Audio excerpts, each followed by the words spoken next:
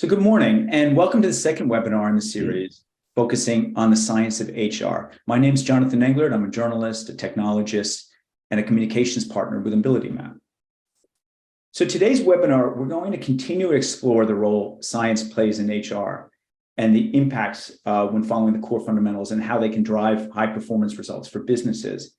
And to do this, we're welcoming back Kevin Chandler, AbilityMap's Chief Science Officer.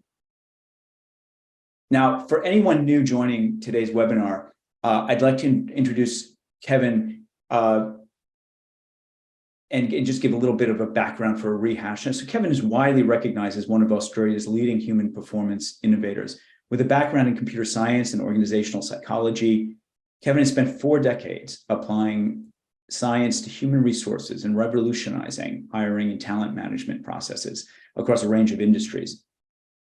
We were really thrilled by the attendees' positive response to Kev's first webinar. We just got a lot of questions. We couldn't even answer them all. So today we're going to continue this journey with Kev, building on those observations about HR and science. And without further ado, welcome, Kev. Hi there, Jonathan. Great to be back and talking about my favorite topic. We talk about, the science of HR and the science of human behavior. And you're right, this has been like a lifetime journey for me, from, when I started at university and doing psychology, there was next to nothing talked about in terms of the workplace or people at work. It was all about, rats and mice and how the brain works and neuropsychology and then clinical psychology. But I took the other path. So maybe which was what we term the IO path. But yeah, exactly. And Kev, and I think as you said, you've been absolutely focused on cracking this nut for decades. And I think what's exciting is getting into these the insights that I think are pretty clear when you and I chat. They're pretty clear that it's almost obvious to you after spending all this time focusing on the issue. But it's worth sort of diving down and opening it up, right? Yep. Yeah. So do you mind if I kick it off with just a bit of a rehash and then the jumping off point? So the last time you were identifying bias as an underlying driver for poor outcomes in sort of in hiring and sort of employee life cycle, et cetera. Now, how can science counter bias and guide us in understanding and identifying opportunities to maximize potential in people? And I guess maybe as part of the answer to that question, if you can take a step back and I think you have some very distinct ideas, on things like GMA, et cetera, that you believe we really sort of need to explore and have an honest conversation about. Yeah. Well, maybe a bit as we go through, we'll talk a bit more about bias. But I thought if we just start with talking about the science and let's get into what makes us different, what makes you different from me different from everyone else I meet, and how can I measure and understand what those differences might be? And because in there lies the basis of bias, because I don't understand. So I thought, let's just talk briefly about IQ, general mental ability, right? And the reason I want to talk about this is because I notice that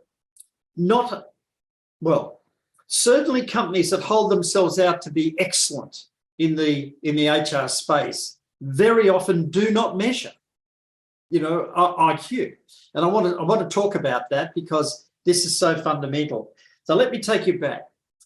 IQ, like we've always known that people were different in terms of some seem to be much smarter in math than others, but it was only about the 1920s, basically 100 years ago, when we started to really see that you could measure people and they were different in the scales of if you like, their mental processing capability. And so Stanford Binet, the early psych tests, and then testing through when we got into certainly in defence forces, it was a big deal because you get huge numbers of people coming in, and you've got some very complicated defence force activities, and you've got very simple ones. So the defence forces sort of started to get into that. And so we started to measure IQ and then sort of say, well, what does it really mean? You know, what value is this? And for me, the breakthrough came, it was about the mid-80s when the researchers Smith and Hunter introduced a new concept called meta-analysis, where they were able to aggregate together a large number of statistical studies that had identified the value of GMA. And they then wanted to compare those studies to say, well, how useful are a number of different or approaches in interview, in getting to know people. And so they matched up measures of intelligence against, you know, interviews and unstructured interviews and reference checking and education and prior work experience to try and statistically correlate which ones were most important in determining consistently. And the fascinating thing is the number one item that came out as being the best predictor of performance in all jobs at all times was general mental ability. Now, we all know, because everyone says, yeah, but I've seen, you know, really smart people who've got PhDs and this and that, and they're just hopeless on the job. Well, clearly, GMA is not all there is to it. But the point is that statistically, it's one of the most important. It's much more important than prior work experience and much more important than interview outcomes. So that's the first thing. I thought the group need to understand that, because it's been a driver for me to have that sort of. Kev, if I can jump in there a little bit, you know, obviously it's a bit of a hot button issue in many respects. I know many people would say, you know, I don't like being tested, I don't like, etc. You know, or put into a box, and that there are other forms of intelligence. We were chatting before around how you understood EQ, for example, and that its relationship. Could you dig down, because that was very interesting? Could you dig down? Yeah. Okay. Yeah. Well, just finishing, the last point that I'd make on GMA is that it's important. It's an important factor in all jobs at all times, but to different levels. And then the other side, because then we had Daniel Goleman come in with his very, very brilliant book on emotional intelligence. And emotional intelligence, when you think about it, he tried, people sometimes think like we got general mental ability, that's IQ, and then what's this other stuff?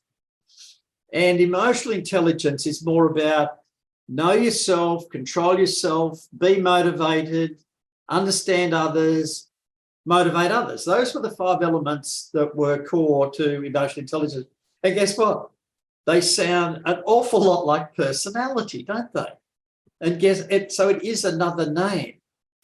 So I well remember going over, I went to a PSYOP conference in San Francisco in 2005 with the world leaders in IO, industrial organizational psych, then saying that not only did we understand that general mental ability is a critical factor in performance, but also personality is a critical factor in performance in all jobs at all times. The question is, what kind of personality and how important is it?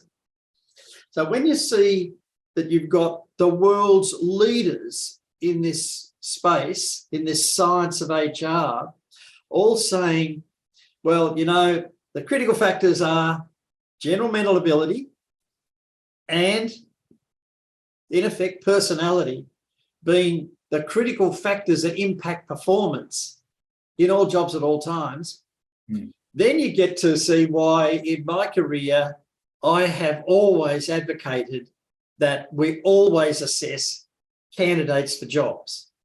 Whether, Yeah, well, I was going to say, I guess if you're taking that position, then it would be actually almost a dereliction of the assessment of the process to not do that. Yeah.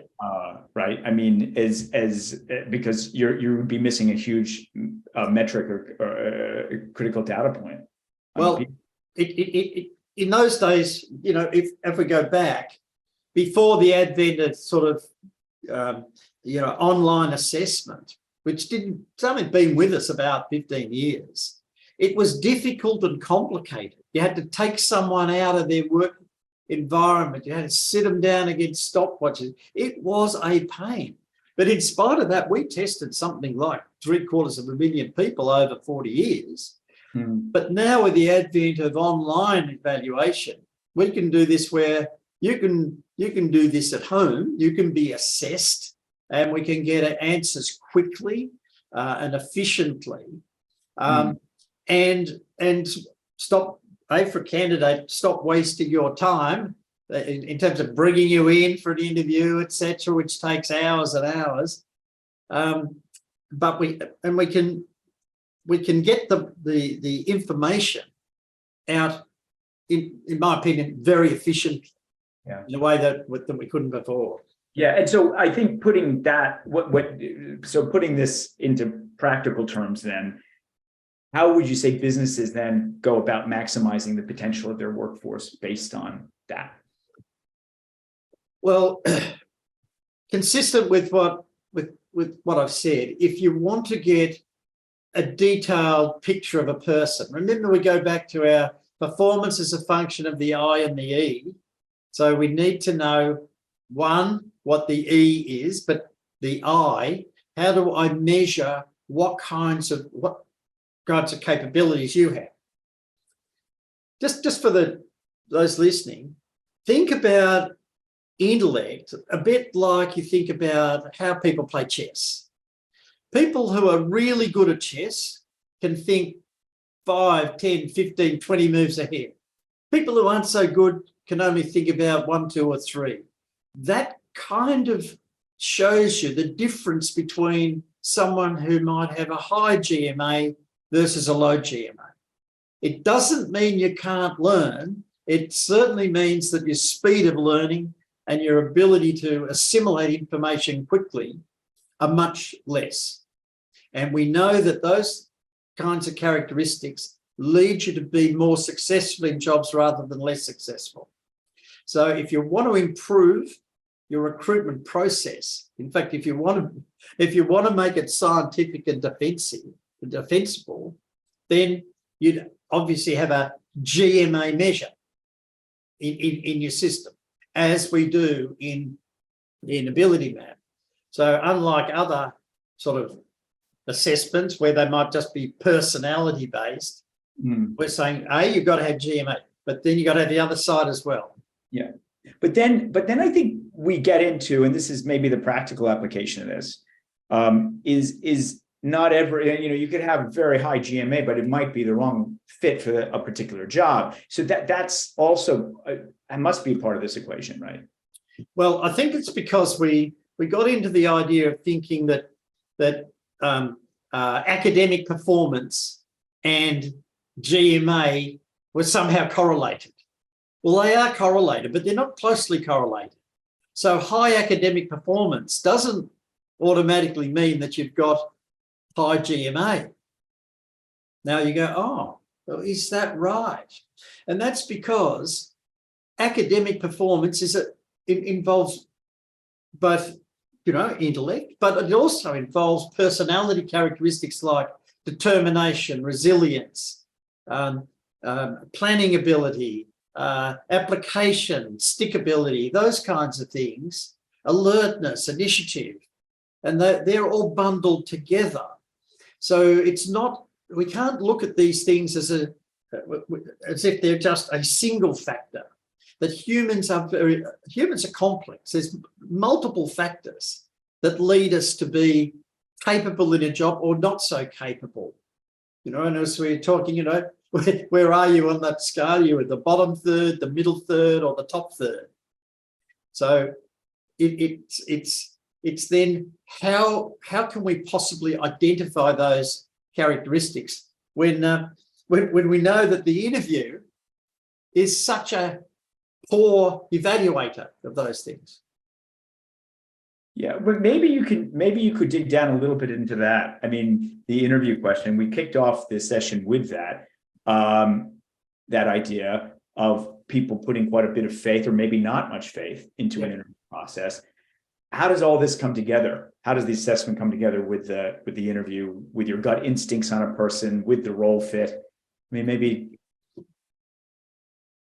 Well, firstly, I will remember in my early days doing a big research job, hiring supervisors for the Alcoa smelter down in Geelong. And I went down there with one of my compatriots, and we interviewed 34 people. We multiple interviewed them. I interviewed them for their personality kind of characteristics, and my partner interviewed them for their technical. And you know what? At the end of the day, when you've seen 34 people, it is a complete waste of time. You cannot hold that much information, even if you were the most brilliant interviewer. And so what happens on an interview? And everyone watching this webinar today has been interviewed and probably is an interviewer. And so when I ask individuals, what do you think about interviewing? Most managers say they don't like interviewing. You know, and the reason they say they don't like it is because when they finish the interview, they go, I just don't know. I don't know whether that person is right. I like them, you know, I got on with them, or there were some things about them that didn't seem to fit. Now, why does that come about? Well, two things. Firstly, the individual's on their best behaviour. That's the first thing that we see. But secondly, I've got a set of biases in you know, they're unconscious biases, but they're biases. And this comes about because when we're evaluating others, we use our prior experience and understanding of our environment to try and get a picture of their environment. So the closer an individual is to our environment, the more likely we are to understand them. And, you know, I well remember in Melbourne, if you know, it's always, which school did you go to? People ask you that because, oh, that gives them a bit of a feel for what you might be like. But what if on an interview, not only do I not know your school, but your school happens to be overseas. Your university happens to be overseas. You're not near my age. You know, you're either 20 years older or 20 years younger. I don't live in your world, but yet I evaluate your world as you live it against mine. That's where bias comes in. And I often said, you know, I like to talk about the glass ceiling. Why does a glass ceiling exist? And I used to say the glass ceiling exists because the individuals who are assessing the younger group of women coming through were middle-aged, white, so to speak, middle-aged white guys in middle management. And they assessed individuals coming up against their background and what they knew. And they didn't understand the background, their education, the thinking, strategies and structures that others who are outside that framework might have. And if that person that they're interviewing happens to be female, happens to be a different age, happens to be a different race, happens to be a different physical size and appearance, they put up a barrier. I don't understand them. And when I don't understand, when in doubt, say no. And that's what they do in interview. Does that make sense? Because it's not even, you're talking, that's even conscious, almost the conscious part, but there's a deep unconscious part where they're not even acknowledging it. It seems to me then what you're saying is the coming together, say, of the GMA, the role fit, the environment, those elements, it almost creates a diversity engine, meaning you really you can bust through. Exactly. So two things. One, humans have an inbuilt bias that's subconscious and almost impossible to remove, because I can't understand the shoes you walk in. That's the first thing. So how can I change that? Well, to change that, you can do, and this was so fundamental when we set up AbilityMap. So firstly, let's introduce objectivity into what we require. We don't require you to be an age, a gender, a race or anything like that. We just require you to have certain capabilities, psychological capabilities that are necessary in this job. That's the first thing. What are they? So that's the E. And then how do we identify those? Well, we can't use interview and reference checks. They've never worked well. And because I don't know the person who's giving the reference check, and no one ever gives you the name of someone who'll give you a poor reference check. And it's even harder. So there's all these barriers. So you need to use a scientifically based evaluation strategy. And so that's why, we started our webinars talking about the science of HR, but we need science here. So the issue, and I think last time I gave a couple of examples of, Mac Bank and Chandler McLeod, there's firms, but there are many others who've used assessment for all of their staff at all times and built really strong, robust organizations. So, from my viewpoint, if you're not using these sort of sophisticated tools in HR, then you're not doing the best job that you could do. That's the point. So Kev, I just want to throw out to the audience, since we've got about 5-6 minutes left, that we have a Q&A chat function here. So anyone who has questions, please, put them in for Kevin, and in a few minutes we'll start kicking that off. But I just wanted to flag that we have that. So please throw some questions in there. Kev, I mean, it's funny because I was thinking there's a trend in I've certainly seen it in the States, and I think it's kind of going global around this idea of radical transparency, radical honesty, in terms of driving performance. And this actually seems like a component or a tool that sort of could drive that. Because you don't know what you don't know. In the interview, as you point out, also the idea of reference checks, which I've never heard you say that before, but it's true, right? I mean, it's like just a closed loop, right? You're not asking people who are going to, throw you under the bus. Well, no, almost, we say, we know that 32% from our research, 32% of individuals would not be rehired. That's 1/3.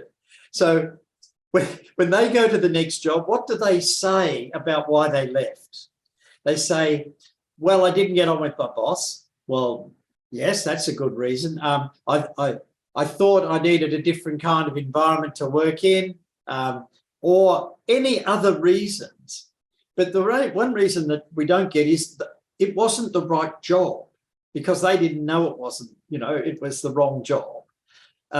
So I'm just putting out that we need to be objective in terms of this sort of feedback.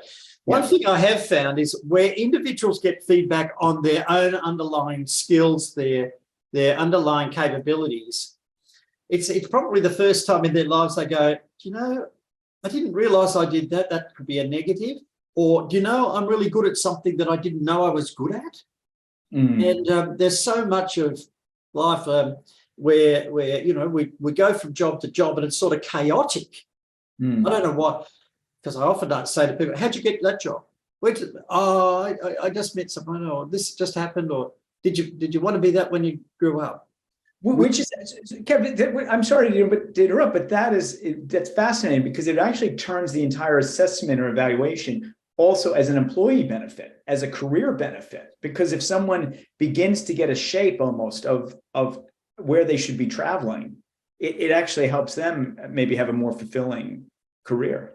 Well, we know that kids going through university, so many of them start off and don't know where they should go. But when they start in a firm, and they're thinking about where could I go? Well, what if we're able to competency profile all the various roles and give an individual an idea about where they could head, how they could grow in that organisation, given the experience and development. Should they be going down a particular path? So if they start in accounting or finance or IT, what's the direction? If they start in sales, should they go into marketing? So if we're really to get a good rounded picture of a person, maybe that's something that we should be looking at. Yep. Now, the questions have come in fast and furious, and once again, we were not going to be able to get to them all. So I'm going to just I'm going to throw you one, which I think flows right from the conversation. How you have used the description personality and capability throughout your discussion. What's the difference with respect to assessment and decision making? Okay, decision making brings together a number of different characteristics. Obviously knowledge and background, but this is one of those areas where we're talking about general mental ability. People who are clever or who have more mental ability make better, sharper, faster decisions, because they can integrate more information into that decision. They can weigh better what's relevant, what is irrelevant. That's a quick answer. Okay, no, fair enough. That's a good one. And I think we probably can squeeze one more in. What weighting would you attribute to the individual versus the environment versus the interview process versus the assessment versus the resume experience? So all those components. Okay, right. Firstly, I almost always discounted references. I would always back assessment over interview. That is, I trust the assessment results because they're so scientific and so structured. Historically, we relied on the experience of the interviewer to know the background and of knowledge about the job. And now I know there's a better way to do that with like the job profiling we do in AbilityMap. So I come down pretty heavily on the individual assessment of the person. And I know all the stats and all the research about what's accurate and what is inaccurate, but it's always not balanced about what's perfect. It's balanced against what the alternative strategies are for finding out this information. So in my hierarchy, it starts with evaluation of the job and assessment of the candidate. And then we go down education, background, prior work experience, etc., and put all that together in the mix. But you can't have that mix without the assessment as well. Yeah. Right. Fair enough. Well, look, I think that's a great place to end it. We've hit time. And, I want to, on behalf of AbilityMap, thank you, Kev, for your insights. And thanks all the guests for attending today. We didn't get to all the questions, but we've captured them and we'll be answering them. Now, the session recording will be made available soon, so you can share that with your networks. And of course, you can reach out to AbilityMap to discuss how the power of science can maximize the potential of your workforce. Thanks again, everybody, and enjoy the rest of your day. Thanks, Jonathan. Thanks, everyone.